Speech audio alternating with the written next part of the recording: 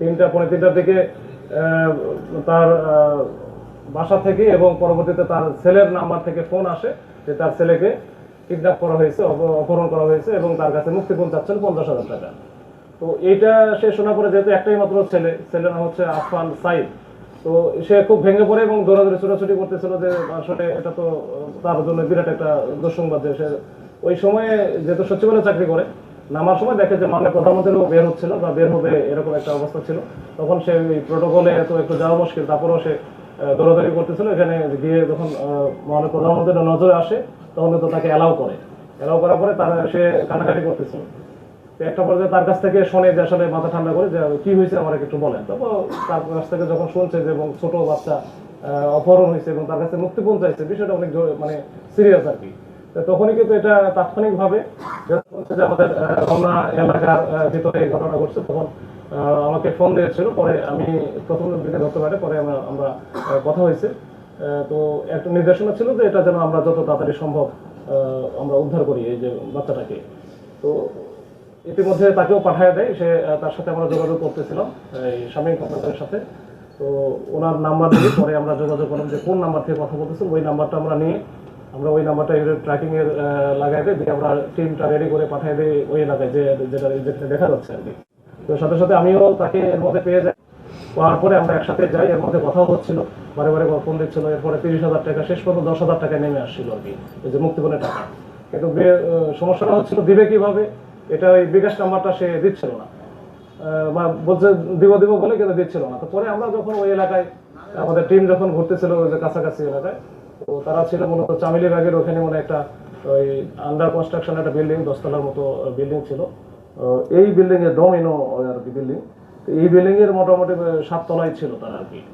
তো এইখানে হয়তো ওরা কোনোভাবে বুঝতে পেরেছে যারা অপহরণকারী, তখন তারা কিন্তু ওই বিল্ডিং এর নিচে রেখে ওরা পালায় যায়। তখন এই তার কাছে যেহেতু বাচ্চার কাছে মোবাইলটা ছিল, তখন সে সাথে সাথে ফোন দেয় যে আমাকে এখানে রেখে গেছে।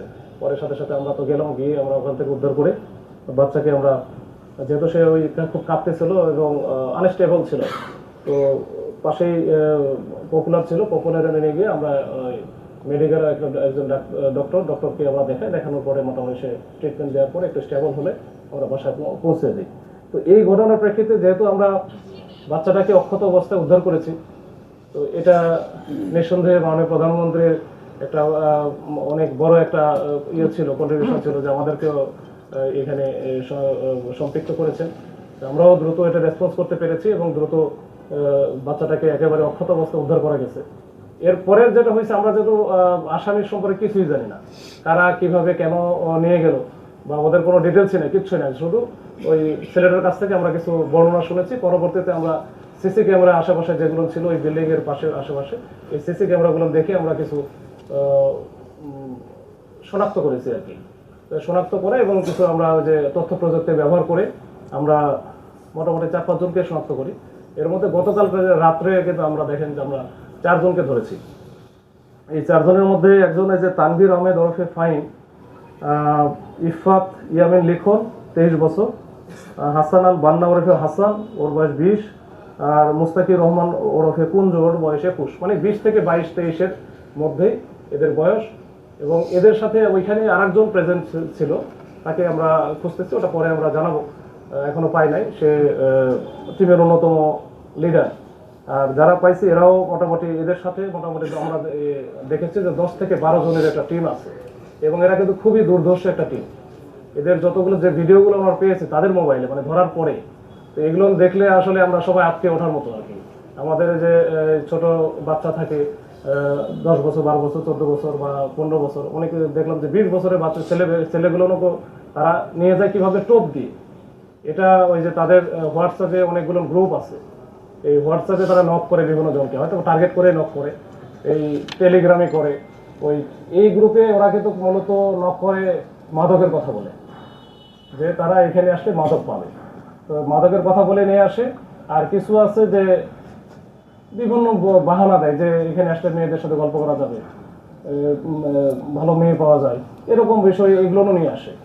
এই ছেলেটা সাথে কিন্তু ওই যে নক একটা করছে, করার পরে ছেলেটা বলছে যে আমার টেলিগ্রামে নক করছে।